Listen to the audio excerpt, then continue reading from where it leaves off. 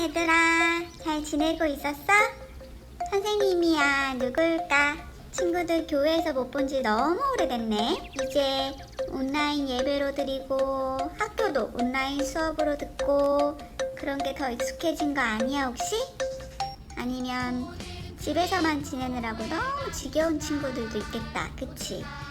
그래도 매일매일 반복되는 하루처럼 느껴지지만 사실은 하나님이 주신 매일 새로운 날이라는 거 잊지 말고 새로운 마음가짐으로 하루하루 지내길 바래. 그리고 제일 중요한 거는 우리 다 같이 교회에서 모여가지고 예배드리던 거 잊지 말고 선생님들도 잊지 말기야. 자, 우리 친구들 한 주간도 잘 지냈어요? 오늘은 벌써 8월 첫 번째 주일이에요. 우리가 오늘도 동영상으로 함께 예배를 드리게 되었는데 우리 친구들이 있는 삶의 현장에서 신령과 진정으로 각자의 자리에서 예배 드릴 수 있길 소망합니다. 자, 그러면 우리가 함께 사도신경으로 먼저 신앙 고백 드리겠습니다. 나는 전능하신 아버지 하나님 천지의 창조주를 믿습니다. 나는 그의 유일하신 아들 우리 주 예수 그리스도를 믿습니다. 그는 성령으로 잉태되어 동정녀 마리아에게서 나시고 본디오 빌라도에게 고난을 받아 십자가에 못 박혀 죽으시고 장사된 지 사흘 만에 죽은 자 가운데서 다시 살아나셨으며 하늘에 오르시어 전능하신 아버지 하나님 우편에 앉아 계시다가 거기로부터 살아있는 자와 죽은 자를 심판하러 오십니다. 나는 성령을 믿으며 거룩한 공교회와 성도의 교제와 죄를 용서받는 것과 몸의 부활과 영생을 믿습니다. 아멘.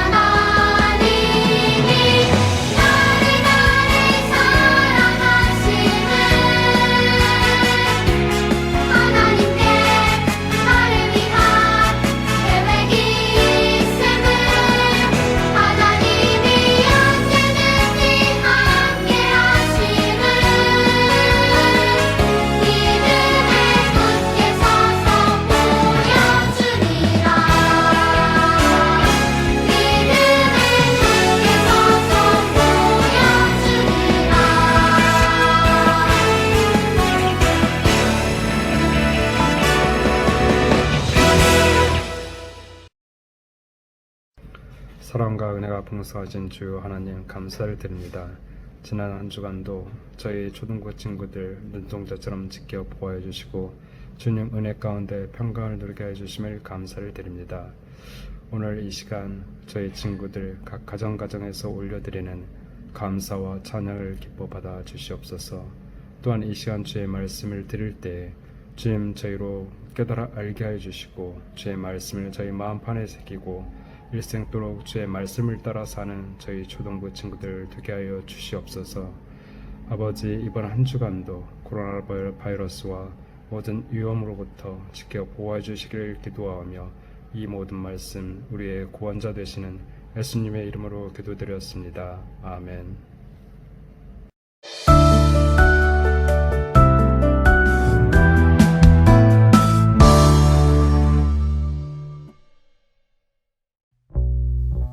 바울이 고린도 교회에 편지를 보냈지만 문제는 해결되지 않았어요. 심지어 바울이 진짜 사도인지 의심하는 일까지 생겼죠. 바울이 고린도 교회에 방문했지만 달라지지 않았어요. 바울은 다시 한번 그들에게 눈물로 편지했어요. 얼마 후 디도가 기쁜 소식을 가져왔어요.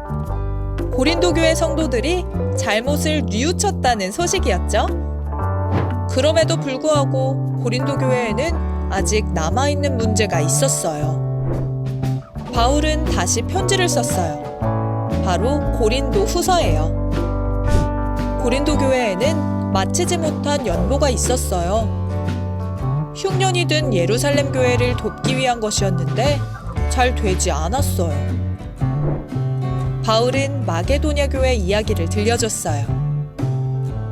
형편이 넉넉하지 않았지만 기쁜 마음으로 연보를 모아 예루살렘 교회를 도와주었다고요.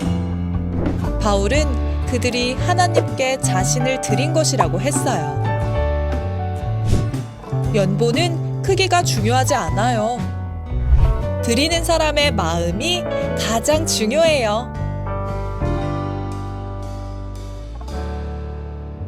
자, 친구들, 오늘은 우리가 고린도 후서에 대해서 이야기를 하고 있고요. 오늘의 주제는 연보. 우리 친구들이 잘 아는 다른 단어로 얘기하자면 헌금에 대한 이야기예요. 지난주에 우리가 고린도 전서에 대해서 함께 공부했던 거 기억하고 있죠? 고린도 전서에서는 사도 바울이 고린도 교회 안에 있는 편가른 사람들에 대해서 그러지 말고 하나가 되어야 한다라고 가르치는 내용이 있었어요. 어떤 사람은 바울파, 어떤 사람은 아볼로파, 어떤 사람은 베드로파, 어떤 사람은 그리스도파. 그래서 서로 싸우고 있었는데 바울이 그들에게 하나가 되라고 얘기하고 서신을 보냈지만 사실 그 문제가 해결되질 않았어요. 그래서 사도 바울은 고린도 교회에 잠시 직접 가서 그 문제를 해결하고 오기도 했답니다. 그런데 그 이후에 이제 그 문제가 잘 해결되었다고 디도라고 하는 사도 바울의 동역자가 도착해서 고린도 교회의 형편들을 잘 알려주었어요. 그래서 고마운 마음에 고린도 교회에다가 다시 편지를 쓰는 것이 바로 고린도 후서예요. 그런데 그때까지도 아직 문제가 해결되지 않아서 사도 바울 마음속에 하나 무거운 마음이 있었어요. 그건 뭐냐면 고린도 교회의 성도들이 헌금을 하기로 약속했던 걸 아직까지 다 모으지 못했던 거예요. 이게 어떤 일이냐면요. 당시에 예루살렘 교회가 크게 어려움을 당하고 있었어요. 이스라엘 지역에 흉년이 들고 먹을 것이 없고 많은 사람들이 어려움을 당하고 있었는데 이런 일은 예전에도 있었어요. 그래서 안디옥 교회에서 사도 바울과 바나바가 함께 사역하고 있을 때 안디옥 교회의 성도들이 헌금을 해서 그 헌금을 가지고 예루살렘 교회를 도왔던 적이 있어요. 이런 일들이 근데 계속해서 일어나다 보니까 사도 바울이 각 곳에 사도 바울이 세웠던 교회들마다 이런 일들을 부탁해요. 예루살렘 교회를 위해서 함께 여러분들이 헌신해 주면 좋겠습니다. 그래서 빌립보 교회라든가 베레아 교회라든가 다른 여러 교회들이 이제 자기들이 약속한 부분들을 하나님께 드리려고 헌금을 해요. 그런데 이 교회들, 특별히 북쪽 마케도니아 지역에 있는 교회들은 별로 경제적으로 좋은 형편이 아니었어요. 그럼에도 불구하고 그분들은 궁핍하고 가난한 가운데에서도 하나님께 약속했던 헌금을 모아서 드렸던 거예요. 그런데 고린도 교회는요, 당시에 아테네하고 또 그리스에 있는 여러 몇몇 나라들이 있었는데 그 여러 몇몇 도시들 중에서도 가장 부유하고 상업이 발달한 도시 중 하나가 고린도였어요. 그래서 고린도 성도들은 오히려 경제적으로 풍요했는데 아직까지도 약속했던 헌금을 다 하지 못했다는 거예요. 그래서 사도 바울이 고린도 교회 성도들을 향해서 이야기하는 거예요. 너희가 온 마음을 다해서 하나님 가운데 헌금을 약속했었으니까 그 약속한 것을 내가 가기 전에 다 모아놓으면 좋겠다. 억지로 하지 말고 주님 안에서 너희가 기쁜 마음으로 헌금을 드리면 좋겠다라고 이야기하고 있는 거예요. 오늘은 이 말씀 속에서 두 가지를 우리가 적용을 해야 돼요. 첫 번째, 하나님 앞에서 우리가 약속한 것은 늦추지 않고 지체하지 않고 드려야 한다는 거예요. 하나님 앞에 드리는 것이 꼭 헌금이라고 하는 물질적인 것만 있는 건 아니에요. 내가 하나님 가운데 약속하고 매일매일 기도드리겠습니다 라고 했다면 기도드리는 시간을 드리는 거예요. 제가 하나님 가운데 약속하고 말씀을 매일 읽겠습니다 라고 하는 것도 말씀을 읽는 시간을 드리는 거예요. 어른들 중에 어떤 분들은 제가 이제 몇 년 동안 하나님을 위해서 헌신하겠습니다 라고 하면서 단기간 동안 1년 혹은 2년 동안 어떤 나라에 가서 선교사로 사역을 하고 오기도 해요. 이것도 하나님 가운데 약속을 지키는 거예요.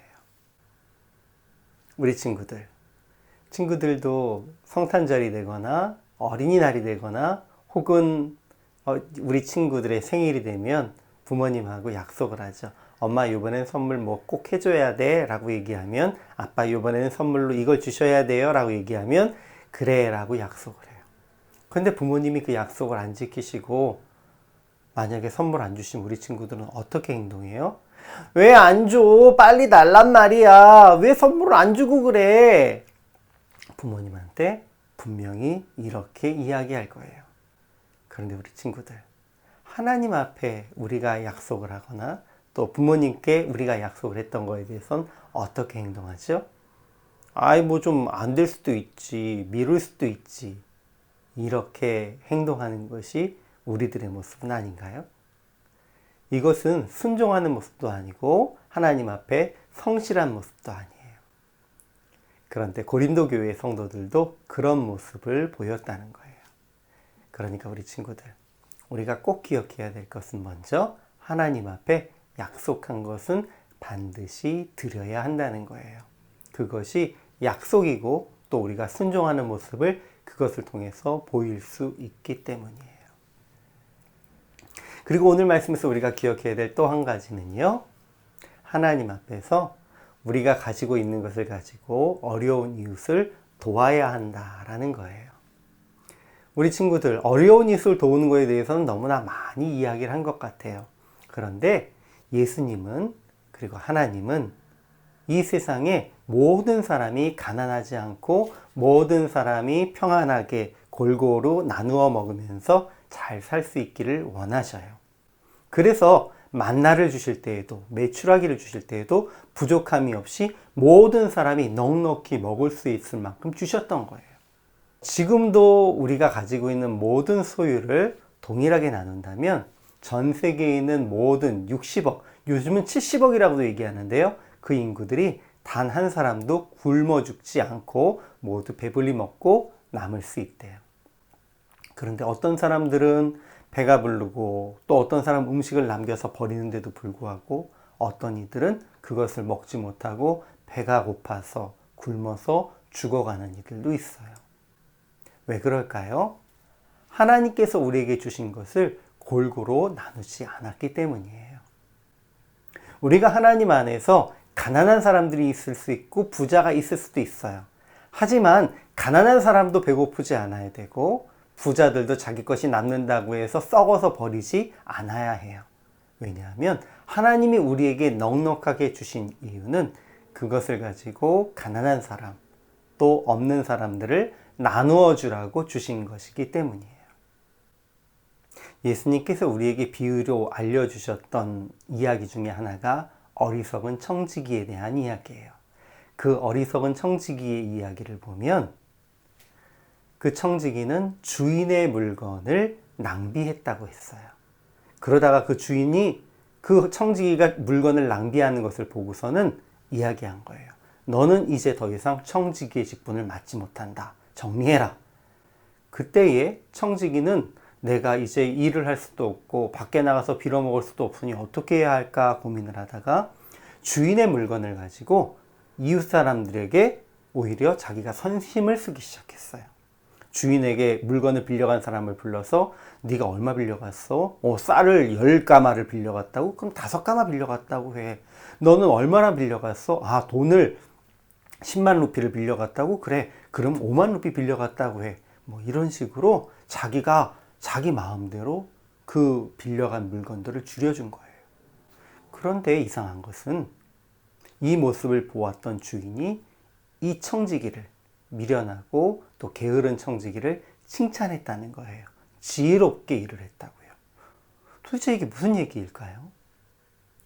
우리가 평상시의 생각으로 이해하면 이해할 수가 없지만 하나님의 창고는 무한하고 우리에게 나누어 주기 위해서 주신 창고라는 것을 기억하면 이것을 잘 이해할 수가 있어요.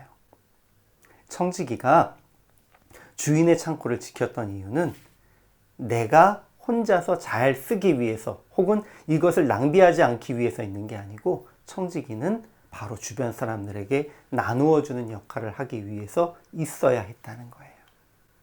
자, 우리 친구들.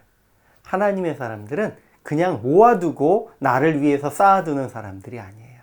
하나님의 사람들은 나에게 하나님께서 주신 모든 물건과 소유를 가지고 가난하고 어려운 사람들에게 나누어 주는 역할을 하는 사람들이에요. 그래야만 우리 주변에 가난한 사람, 어려운 사람이 없게 된다는 거예요. 사도 바울은 초대교회 때에 아직 신앙이 깊지도 못했던 그 교회들을 향해서 연보, 하나님 앞에 헌금을 하게 하면서 그 헌금으로 많은 사람들, 어려운 사람들을 구제하는 훈련을 시켰던 거예요. 자, 우리 친구들. 오늘 말씀 가운데 꼭 기억하셔야 돼요. 첫 번째, 하나님 앞에 약속한 것은 미루지 말고 반드시 속히 이루어야 한다. 두 번째, 하나님 가운데 나에게 주어진 모든 소유는 내 것이 아니고 주변에 있는 어려운 사람들을 위해서 나누어 주기 위해서 사용하라고 주신 것이다. 우리 친구들이 비록 지금은 어리지만 앞으로 성장해 나아가면서 이 하나님의 말씀의 원리를 기억하고 살아간다면 우리 친구들이 살아가는 곳, 현장 곳곳에서는 아무도 가난한 사람도 없고 아무도 배고픈 사람도 없고 모두가 서로를 위해서 함께 나누고 사랑하며 살아가는 하나님의 나라가 이루어질 거예요. 이 일을 위해서 우리가 함께 주님 가운데 기도드리며 나아갑니다. 다 함께 기도드리겠습니다. 사랑의 아버지 하나님, 감사합니다. 오늘도 우리 친구들이 하나님의 영광을 위해서 약속한 것은 순종하며 속히 지킬 수 있도록 도와주시고 하나님께서 우리 친구들에게 맡기신 부함과 모든 필요한 물건들과 그리고 우리 친구들이 남을 도울 수 있는 모든 능력들을 가지고 이웃을 돕고 사랑하며 배고프고 어려운 이들을 돌볼 수 있는 귀한 역할 감당함으로 우리 친구들이 살고 있는 현장이 하나님의 천국이 될 수 있도록 도와주세요. 지금은 우리를 구원하신 우리 주 예수 그리스도의 무한하신 은혜와 아버지 하나님의 극진하신 사랑하심과 성령님의 인도하시고 동행하시며 능력 주심이 오직 주님의 은혜와 사랑 안에 순종하며 나누는 삶을 살기를 작정하는 우리 참빛교회 초등부 친구들 머리 위에와 이들을 지도하시는 모든 선생님들과 세계 열방 가운데 있는 모든 주님의 사역자들 머리 위에 지금부터 영원토록 함께 있을지어다. 아멘.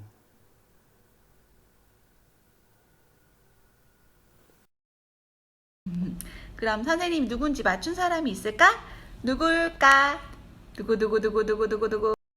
짜잔! 박연미 선생님이었습니다. 얘들아 잘 지내고 다음에 또 봐. 안녕. 자, 오늘도 예배 끝까지 잘 드려주신 우리 친구들 고마워요.